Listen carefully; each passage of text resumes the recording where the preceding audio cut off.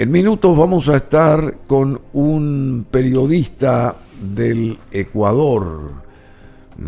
Él es un consultor político, experto en estrategia de campañas electorales. Muy bien esto. Comunicación política maneja perfectamente y analista político electoral también es él. David Rico va a estar con nosotros. Bueno, rico en información, así que vamos a estar consultando con él sobre todo lo que va a pasar este domingo en el Ecuador. Ecuador elige a su nuevo presidente. Bueno, así que vamos a estar con David Rico en minutos telemáticamente. Y bueno, ¿quiénes podrían ser los nuevos o el nuevo presidente de Ecuador? ¿Quién podría ser? Daniel Noboa, por supuesto, está ahí en primera línea, y la señora Luisa González Alcíbar. Pero hay muchísima gente más que se lanza intentando llegar a la presidencia ecuatoriana.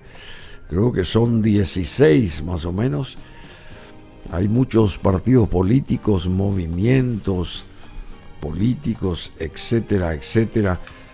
Vamos a ir consultando con este señor Rico de todo lo que va a acontecer política y electoralmente allá en el Ecuador.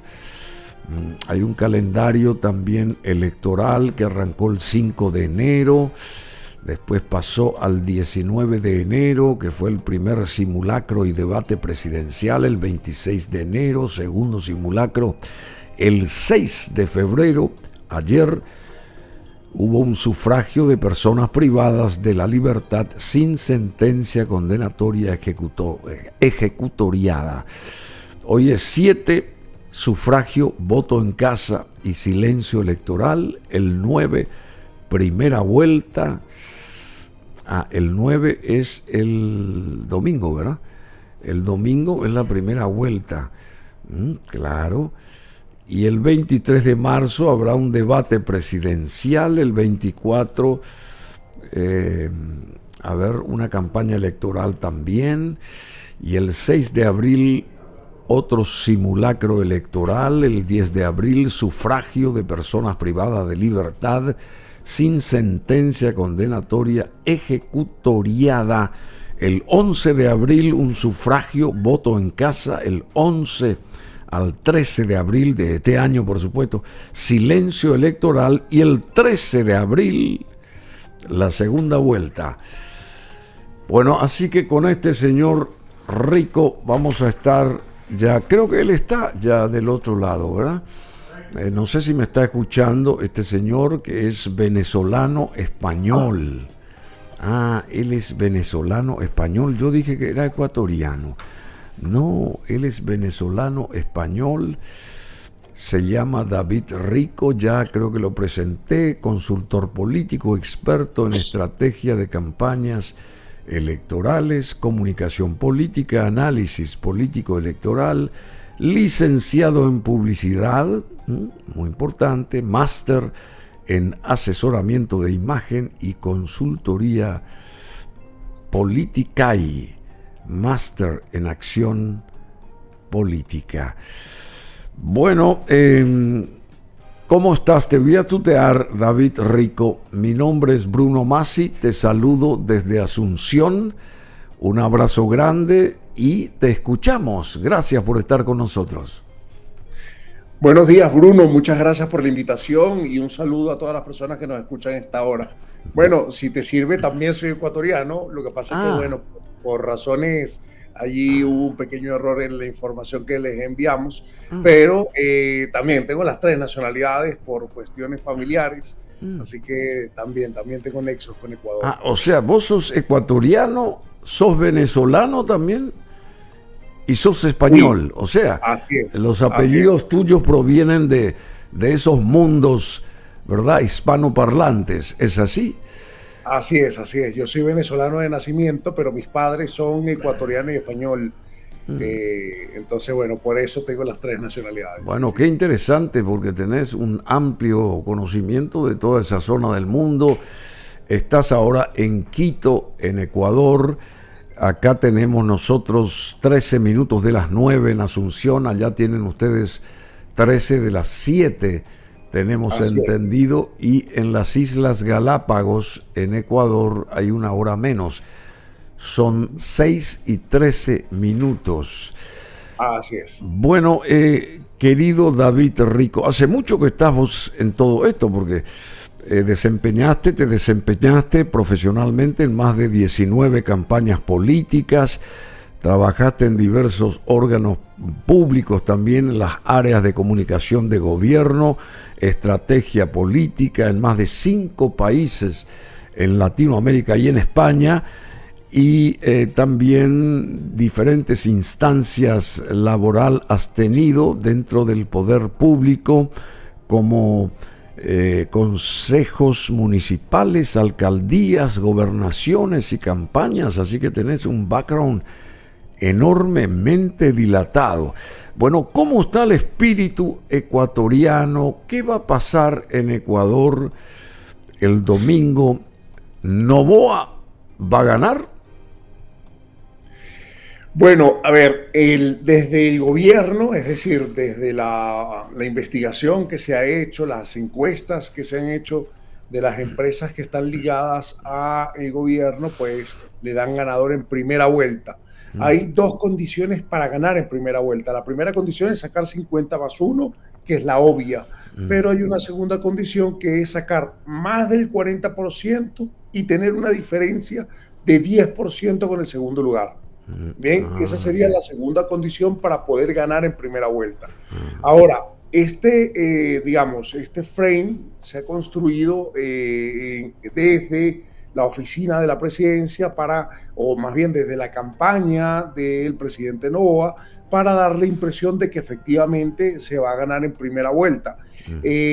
Según las otras encuestas, porque hay varias encuestas, la situación o está empatada o está ganando Luisa. Entonces, la verdad que es difícil saber cuáles son las encuestas que están leyendo de manera más certera el panorama ecuatoriano. Pero lo que sí parece cierto es que con seguridad la pelea está entre Daniel Noboa y Luisa González, y los otros 14 candidatos, pues pareciera que no van a tener capacidad de sacar más del 4%, ninguno de ellos. Bueno, pero yo creo que Noboa está a nivel internacional, tiene mucha, ¿cómo te diría? Mucha presencia, predicamento.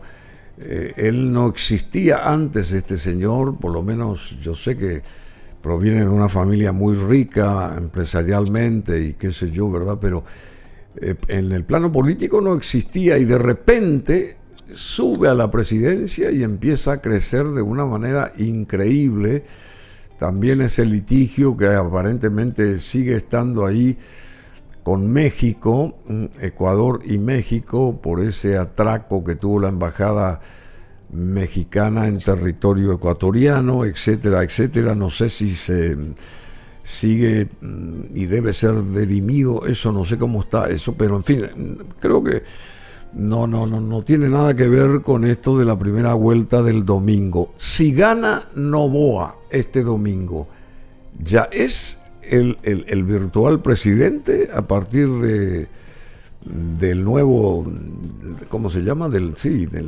Para la nueva presidencia, digamos, para el nuevo gobierno. Si gana este domingo, ¿ya él es virtualmente el presidente electo en Ecuador o no? No necesariamente, depende de la votación que obtenga. Es decir, puede ganar, por ejemplo, 41-38. Si esto se da, pues hay segunda vuelta. Pero si gana 42-31, pues ya habría ganado la presidencia. Todo depende de cuánto sea la diferencia que obtenga entre Daniel y Luisa González, que es la candidata del correísmo. Hay que decirlo, Daniel Noboa era un asambleísta, es decir, pertenecía al Congreso ecuatoriano, o al Parlamento ecuatoriano, que es como se llama realmente, es la Asamblea Nacional. Era asambleísta cuando se lanza a presidente en esa elección que se dio hace año y medio para sustituir a la vacancia que dio la renuncia de Guillermo Lasso. Al ser electo, él construye su imagen en torno al anticorreísmo, es decir, él lo que hizo fue empezar a construir desde la invasión a la Embajada de México una imagen que se convirtiera en la opción de aquellos que no quieren que llegue Rafael Correa nuevamente a la presidencia por medio de su candidata Luisa González. Entonces, digamos que supo aglutinar a todo ese espectro de la población que tiene miedo de volver al correísmo, ¿no? Que tiene miedo que la revolución ciudadana, que está muy ligada a la revolución bolivariana, pues vuelva al poder en Ecuador. Y por eso ha obtenido el apoyo y el respaldo de todo ese espectro del anticorreísmo, y lo ha hecho tan fuerte. Su año y medio de gobierno, que es lo que lleva de gobierno en esta etapa, sí, se ha caracterizado solamente por enfrentar directamente al correísmo. Recordemos que lo de la Embajada de México no fue más que un asalto para llevarse preso a el vicepresidente de Rafael Correa, Jorge Glass, quien estaba asilado en la Embajada de México.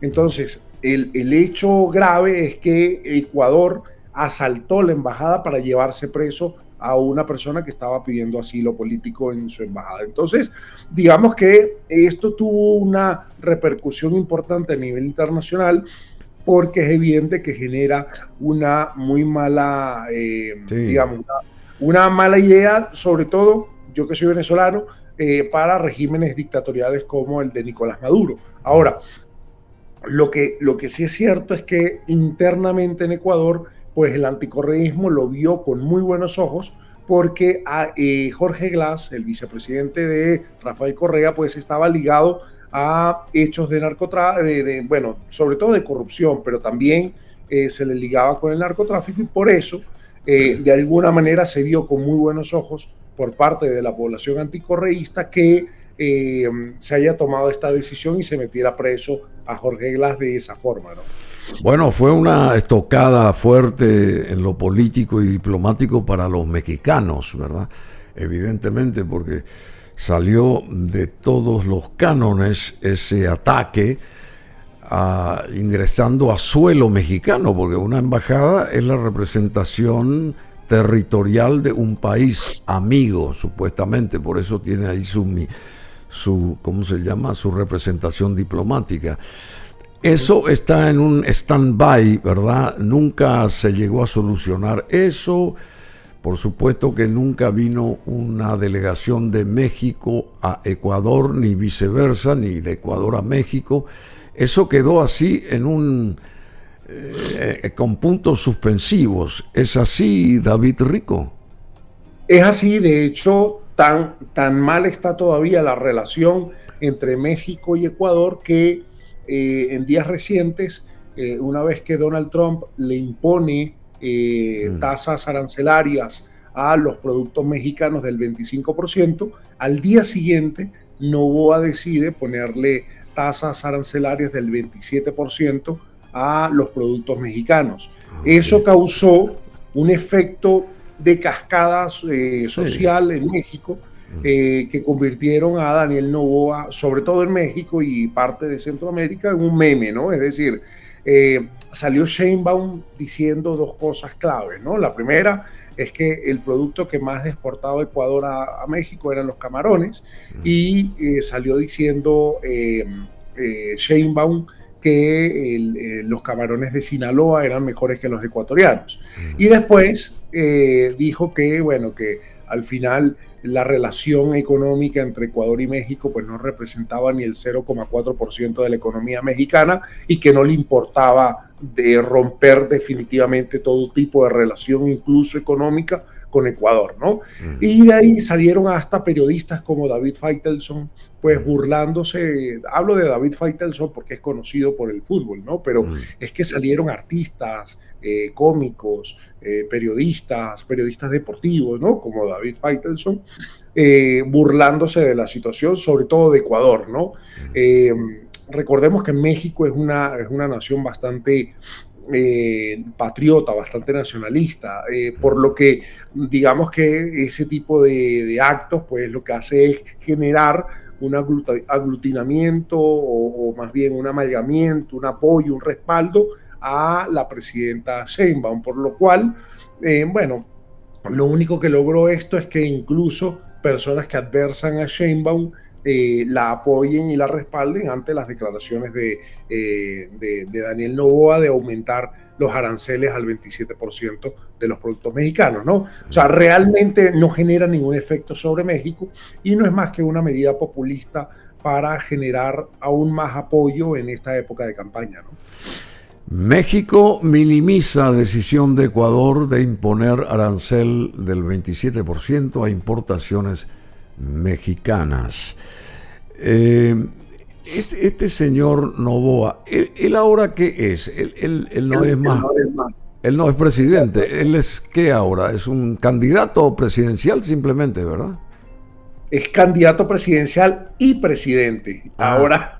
Y aquí, presidente. Aquí, ¿qué quiere decir eso? ¿Presidente interino es? ¿Cómo es el asunto? Bueno, digamos que es un presidente que fue electo para completar un periodo que se terminó de manera abrupta, ¿no? Es decir, eso sabemos, pero sí, para lanzarse de vuelta, para candidatarse de vuelta, ¿cómo él va a seguir siendo presidente? Eso no entiendo, ¿cómo es el asunto? ¿No le puso a esta Verónica Abad acaso a su vicepresidenta como presidenta o presidente de Ecuador? ¿No es así? Bien, no, y ahí hay una de las situaciones que más preocupa a algunas personas por el talante que puede verse como autoritario por parte de Daniel Noboa. Y es que el Ecuador elige a presidente y vicepresidente. Sí, ¿bien? Sabemos. Sí. Eso está electo por voto popular. Ahora, Daniel Noboa ha hecho todas las argucias constitucionales y legales para evitar que la vicepresidenta Verónica Abad asuma la presidencia, porque entre ellos dos hay rencillas, hay contraposición de ideas y no tienen una buena relación. De hecho, apenas asumieron el poder, la envió como enviada especial para Israel en la guerra contra Palestina. Entonces, digamos que era una decisión absurda porque Ecuador no tiene nada que ver en esa guerra, pero la envió para allá. Y después la Corte Constitucional pues decidió que era una medida absurda y que la vicepresidente, en el caso de haber del presidente renunciar para dedicarse a su campaña, debía asumir la presidencia. Sí. A todas estas, el presidente nombró a una ministra como la vicepresidenta encargada, pero la Corte Constitucional pues no admitió ese fallo. Por consiguiente, la vicepresidenta pues estuvo reclamando ser la presidente mientras, digamos, estaba en campaña el presidente, pero la decisión que ha tomado Daniel Noboa es pedir permisos cortos de pocos días para poder hacer campaña. Eso es legal, pero no debería ser así. Es decir, claro, lo que debió ocurrir es lo que dice el Código de la Democracia, que es una ley que norma a los partidos políticos y a los procesos electorales en Ecuador, y dice que el presidente, en el caso de reelegirse, debe obligatoriamente pedir su vacancia para poder dedicarse a la campaña. Ahora, legalmente no es, o mejor dicho, no es ilegal lo que está haciendo, porque ya lo hizo Rafael Correa en el pasado. Pero lo cierto es que desde una visión democrática, pues se puede asumir que está utilizando la presidencia para hacer campaña electoral y eso es evidentemente digamos, una conducta que no es democrática porque se vale de los poderes del Estado para poder hacer su campaña, ¿no? Bueno, Verónica Abad fue declarada en rebeldía en su momento, porque su defensa no acudió a la audiencia de violencia política de género. Bueno, esto también surgió en ese momento, pero si ella era la vicepresidenta, o sigue siendo, debe de cubrir esa vacancia momentánea del presidente que ahora empezó a encarar su campaña política. La lógica dice eso, ¿verdad? Pero, en fin, cada país tiene sus pros y sus contras. Noboa hace 1 año y medio que está en la palestra presidencial allá en Quito, en Ecuador, pero el hecho más sobresaliente, entre comillas, fue la invasión de sus militares a la Embajada de México. Eso fue, digamos, el hecho más sobresaliente, para bien o para mal, de este 1 año y medio como presidente de Noboa. Ahora él está de vuelta pujando por llegar oficialmente una vez más en un nuevo periodo a la presidencia ecuatoriana y la primera elección va a ser este domingo. Y esta señora Luisa González, esta también ya participó en unas elecciones pasadas, creo que perdió ante Noboa. Ella representa al correísmo, como bien decías vos, querido David Rico. ¿Y qué posibilidades tiene esta señora en esta segunda chance de llegar o de pelear o de pujar con todas sus fuerzas, digamos, y la de sus seguidores para batirse y ganar la puja del domingo eleccionariamente? ¿Qué posibilidades tiene? Bueno, mira, según sus encuestas, pues es muy alta la posibilidad también de ganar en segunda vuelta, principalmente, aunque también hay encuestadoras que dicen que puede ganar en primera vuelta Luisa González. Luisa González. Ahora, existe algo clave, ¿no? Ha sido muy difícil porque se ha utilizado las encuestas para generar la percepción de ganador a uno u otro candidato. Lo cierto es que, bueno, nosotros sabemos que eso no funciona, que eso no sirve de nada, que nadie va a votar a caballo ganador, que nadie vota en función de quién va ganando las encuestas. Eso no existe, eso es un mito que se han construido algunos candidatos y algunos equipos de campaña, pero que no son reales, no responden a una naturaleza cierta, ¿no? Pero esta idea ha hecho que hasta el jueves pasado, que era cuando se podían publicar encuestas, hubo una guerra de encuestas en donde cada uno daba ganador al que le contrató, la verdad. Pero, ¿qué puede ocurrir o cuál es la posibilidad de que Luisa sea ganadora? Bueno, es alta. De hecho, es tan alta como que Daniel Noboa pueda ganar la elección en primera vuelta. Es decir, yo creo que hay un 50-50% de posibilidad de que uno de los dos gane en primera vuelta o incluso de que haya una segunda vuelta. Ahora bien, si el correísmo ha cometido un error importante en la campaña, es tratar de enmarcarla en el mensaje de que el pasado es mejor y de que el pasado, cuando Rafael Correa gobernó, pues fue mejor que este presente. Pero la campaña de Daniel Noboa ha jugado mucho mejor desde una visión meramente narrativa.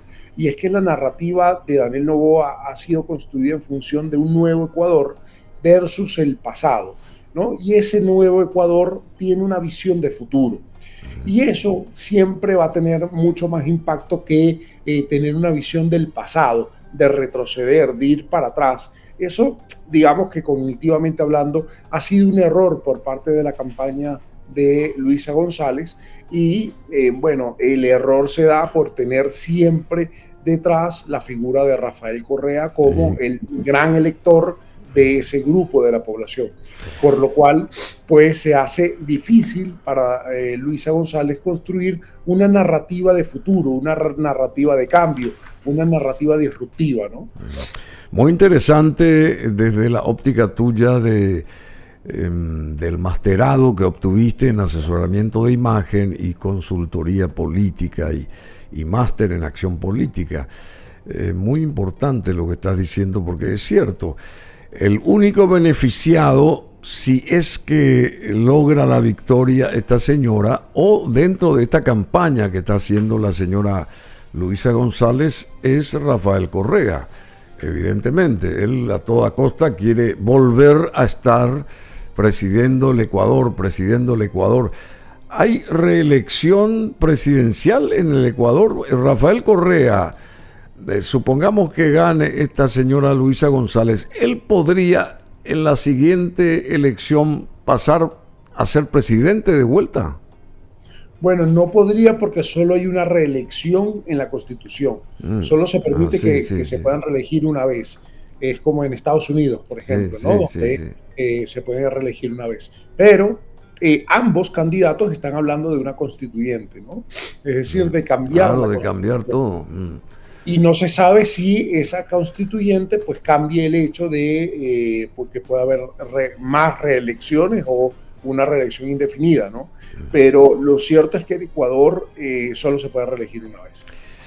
Bueno, como venezolano o como español, ¿cuál es tu percepción de Daniel Noboa? Honestamente, yo creo que tiene 36 años este señor, es joven, nació en 1987 en Miami, empresario político ecuatoriano estadounidense, asumió la presidencia de Ecuador el 23 de noviembre del 2023. ¿Cómo realmente es él? ¿Es una persona que cumple lo que dice? ¿Es una persona honesta? ¿Es una persona, si bien tiene mucho dinero, pero es una persona que sí sabe manejar las arcas y la economía de su país, digamos? Dio lustre al Ecuador en este año y medio de gobierno Daniel Noboa. Bueno, lo que se recuerda, como te digo, en este año y medio ha sido la confrontación directa con el correísmo y convertirse en el adalid, en el estandarte del anticorreísmo. Pero realmente en términos de políticas públicas pues ha sido bastante ineficiente. De hecho, asume un país que tiene unos altos índices de inseguridad y de delincuencia, y más allá de actos simbólicos comunicacionales en donde se va con tanques de guerra y con militares a las zonas afectadas, pues lo que ha dejado hasta ahora realmente como resultado de esas decisiones de sacar al ejército a la calle para resguardar la seguridad pública ha sido que en Guayaquil mataron a 4 niños de 12, 15, 14 años porque los confundieron con delincuentes. Entonces, digamos que el resultado real en su política de seguridad nacional ha sido no solamente ineficiente, sino también ha sido muy negativo para la población porque ha salido afectada gente que nada tiene que ver con la delincuencia organizada. Y además no se han disminuido los niveles de asesinato. De hecho, llevamos más de 300 muertes violentas en el Ecuador en lo que va de año. Ahora, en materia económica, pues tampoco se ha mejorado nada la generación de empleo y la inversión en el país, porque los inversionistas internacionales pues no ven Ecuador como un país seguro para la inversión. Después, Ecuador vivió desde octubre hasta diciembre apagones de más de 14 horas en todo el país. Y fue bastante ineficiente a la hora de darle solución a estos apagones porque, bueno, tuvo que recurrir a una solución que de entrada había desechado, que era comprarle energía eléctrica a Colombia. De hecho, tuvo un impasse con el presidente colombiano y después tuvo que recular y sentarse en una mesa a negociar la compra de energía eléctrica al vecino país de Colombia. Entonces, digamos que tampoco supo resolver este problema y fue una situación que le generó grandes pérdidas a la economía ecuatoriana porque tenías a una industria paralizada ante apagones de 14 horas en el país. Después...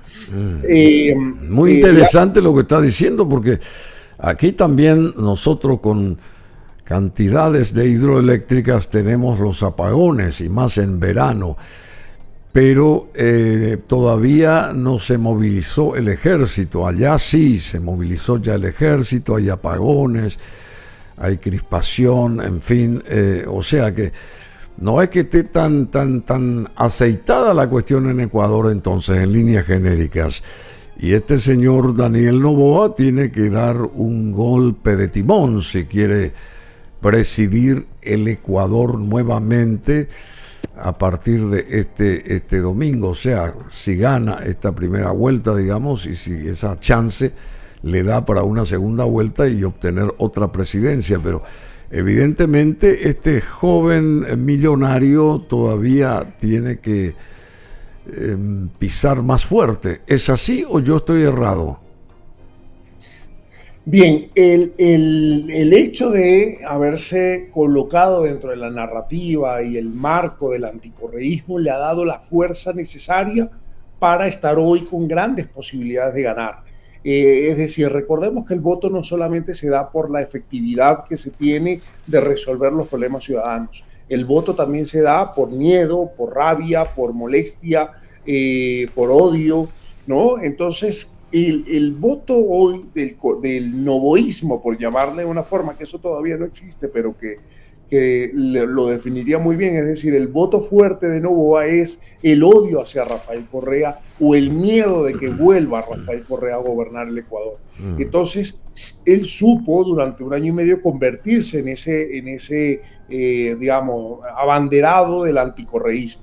Y es por eso que tiene los apoyos tan importantes que tiene hoy para llegar a la presidencia. Pero en términos de efectividad de gobierno, pues lamentablemente no se le puede atribuir ningún logro.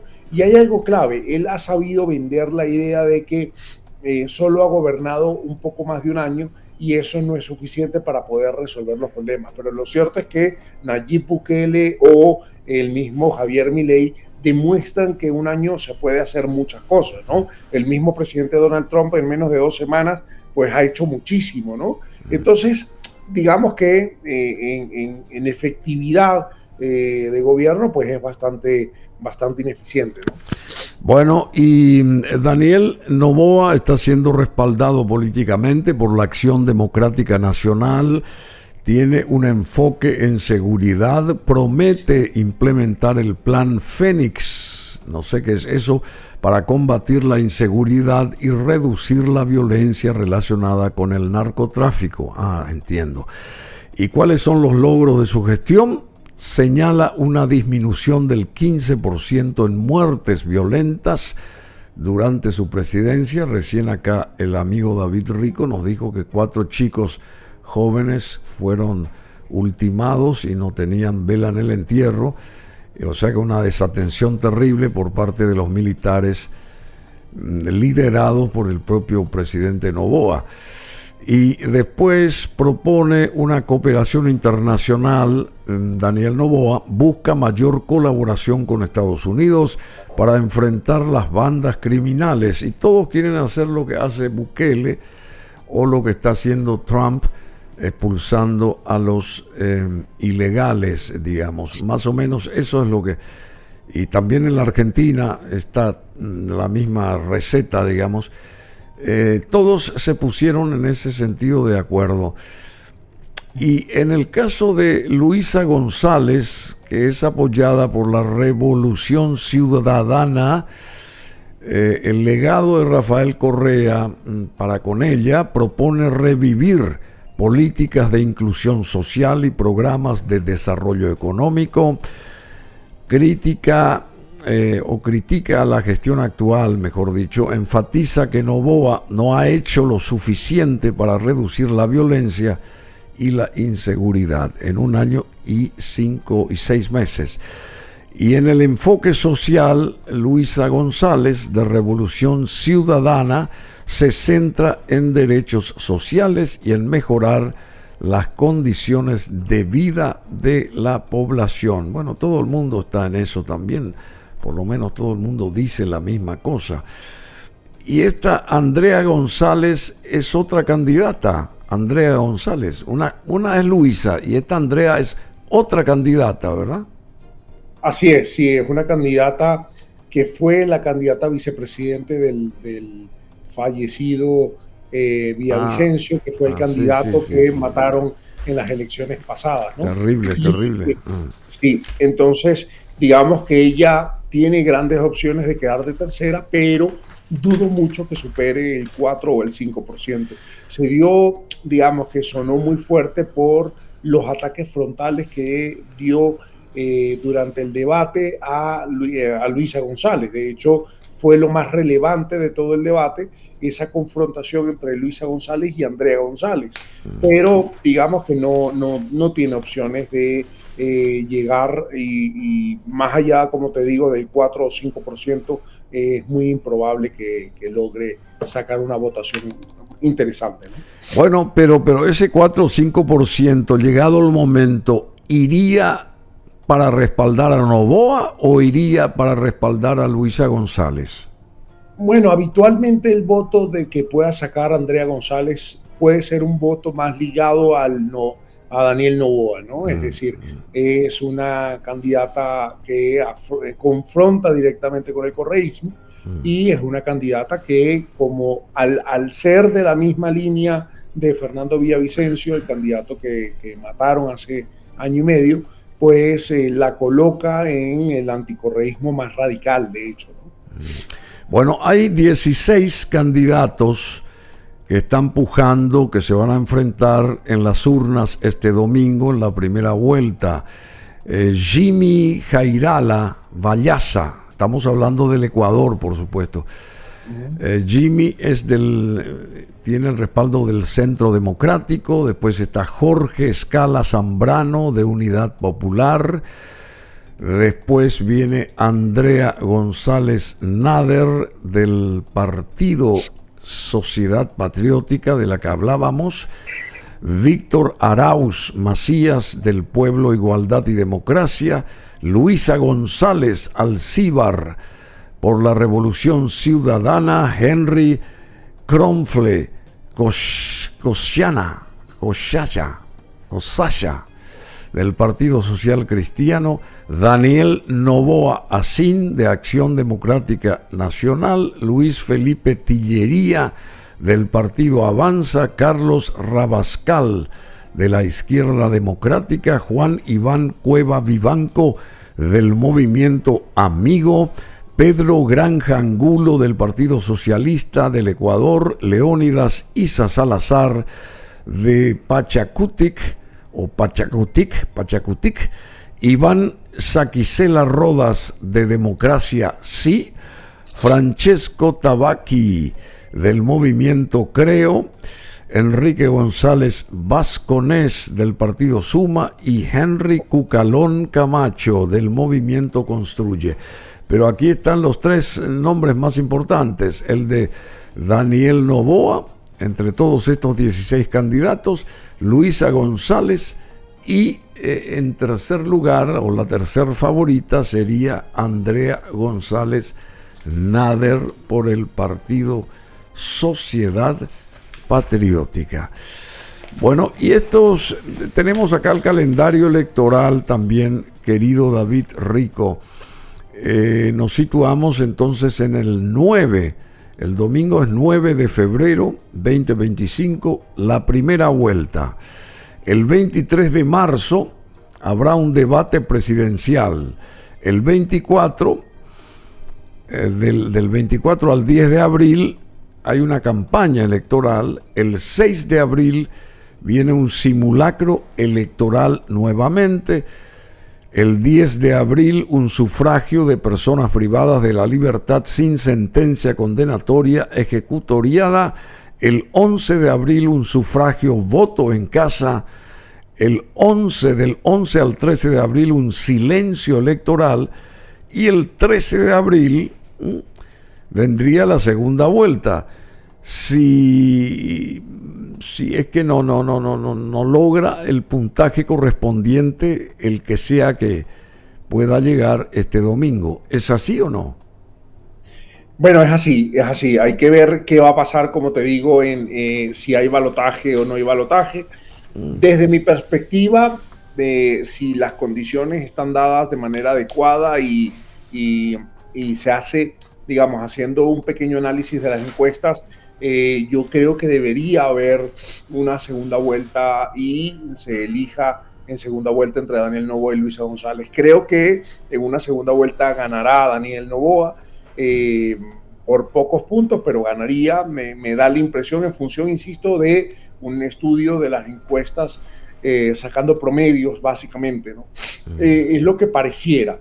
Pero bueno, se ha construido el relato desde la campaña de Daniel Noboa de que lo más seguro es que gane en primera vuelta. Yo lo veo un poco difícil, creo que responde a esa idea, necesidad de verse como ganador y de que exista una aglomeración del voto indeciso en torno a la figura del presidente. Pero me da la impresión que es casi seguro que vaya a haber una segunda vuelta y que los ecuatorianos, bueno, puedan decidir en esa polarización que se ha construido en Ecuador, lo que haría en el futuro que se asiente un bipartidismo en donde los partidos fuertes sean el Partido de la Revolución Ciudadana y el Partido Acción Democrática Nacional de Daniel Noboa como los dos grandes electores del Ecuador, ¿no?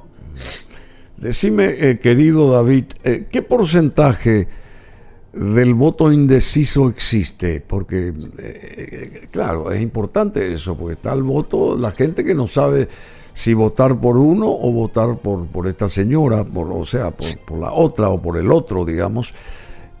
¿Qué porcentaje de ese voto indeciso hay, según encuestas? Bueno, según las encuestas, entre el 15 y el 20% de la población va a decidir su voto en estos días. Es decir, mucho. Es bastante, sí. Más o menos un 10% de la población afirma que decide su voto la última semana y más o menos de un 7 a un 12% lo decide el mismo día de la elección. Sí. Recordemos que Ecuador es un país donde se vota de manera obligatoria, no es como Argentina, Bolivia, Colombia, Venezuela o México, en donde se vota siendo un derecho, no es una obligación. En Ecuador es una obligación. Entonces todos los ecuatorianos tienen que votar obligatoriamente y eso hace que mucha gente, pues, a pesar de no querer votar, bueno, vote por lo que sea, ¿no? Y eso es un porcentaje de más o menos entre el 15 y el 20% de la población que hasta el día de hoy pues no tiene decidido, porque son personas poco informadas, son personas que no les interesa la política, son personas que les da igual quién llegue al poder, ¿no? Entonces eso puede cambiar mucho la decisión de la votación, ¿no? Físicamente, Rafael Correa, ¿dónde se encuentra hoy? Bueno, su residencia habitual es en Bélgica, aunque ha estado viajando entre Venezuela y México en los últimos meses. ¿Él tiene prohibido ingresar a su país, Ecuador? No tiene prohibido, lo que pasa es que tiene una orden de detención y por eso no va a Ecuador. Sí, bueno. Básicamente, o sea, está que tiene prohibido, entonces tiene prácticamente prohibido legalmente. Sí, bueno, digamos que legalmente lo que tiene es una orden de detención por diferentes hechos como corrupción, peculado y bueno, otros hechos que le hacen ser solicitado por la justicia, y él decidió exiliarse en Bélgica, ¿no? Ecuador se militariza y cierra sus fronteras por elecciones presidenciales. Es otra nueva información que llega a esta mesa de tareas. Bueno, querido David, muchas gracias. Y tu otro país, Ecuador, quiero decir Venezuela, ¿cómo está Venezuela, che? Bueno, me dijeron que vos sos muy amigo de Nicolás Maduro. ¿Es cierto eso? no, para nada, por favor. Eso más bien es una ofensa. Ah, sí, es una ofensa. Bueno, perdón. Bueno, ¿y cómo está Venezuela realmente? ¿Cómo está la situación? Y ahora con la asunción de Trump allá en la Casa Blanca nuevamente, esta visita de Marco Rubio por 6 países de América Central y todo ese tipo de cosas. O sea que América Latina está siendo percibida de otra manera por el gobierno de Washington, por lo menos creo que nos van a atender más. ¿Cómo está lo de Venezuela, según vos? Bueno, es muy complejo lo de Venezuela. Es evidente que la expectativa que existía con María Corina Machado pues no se ha cumplido. No se han logrado las soluciones que habían planteado de cobrar una elección que fue robada descaradamente. Ese descontento que hoy existe por parte de la población venezolana o esa falta de cumplimiento de las expectativas generadas, pues está provocando que la gente ya no crea en la oposición como una figura que pueda generar un cambio real en Venezuela. Se tenía mucha expectativa, sobre todo por parte de algunos sectores políticos y sociales en Venezuela, de que la llegada de Donald Trump al poder significara que pudiera haber una alianza internacional para sacar a Maduro del poder a la fuerza, pero esto no parece que se vaya a dar. Donald Trump ha dado muestras de que no confía en la oposición venezolana y de que ante esa situación prefiere negociar con la dictadura de Nicolás Maduro a cambio de ciertas condiciones como disminuir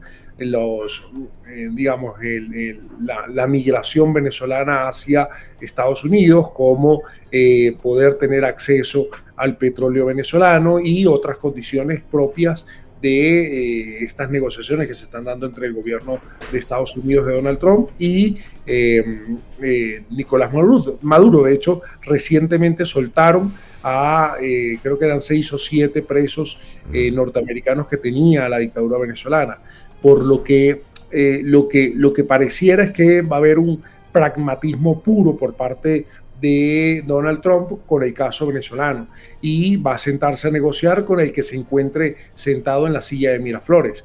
Es decir, el que ocupe la presidencia va a ser con el que se va a sentar, pero pareciera que no va a hacer absolutamente nada para resolver el tema de la democracia venezolana.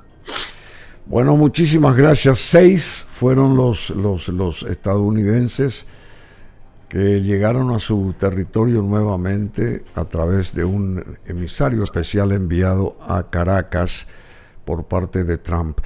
Bueno, te agradecemos mucho, David Rico. Me parece que el aire acondicionado está muy fuerte ahí. Entonces sí. tenés que proteger. Sí, no, es una ciudad muy fría y a esta hora de la mañana a Quito. Vos sabés que yo no conozco Quito, como quisiera conocerla, che.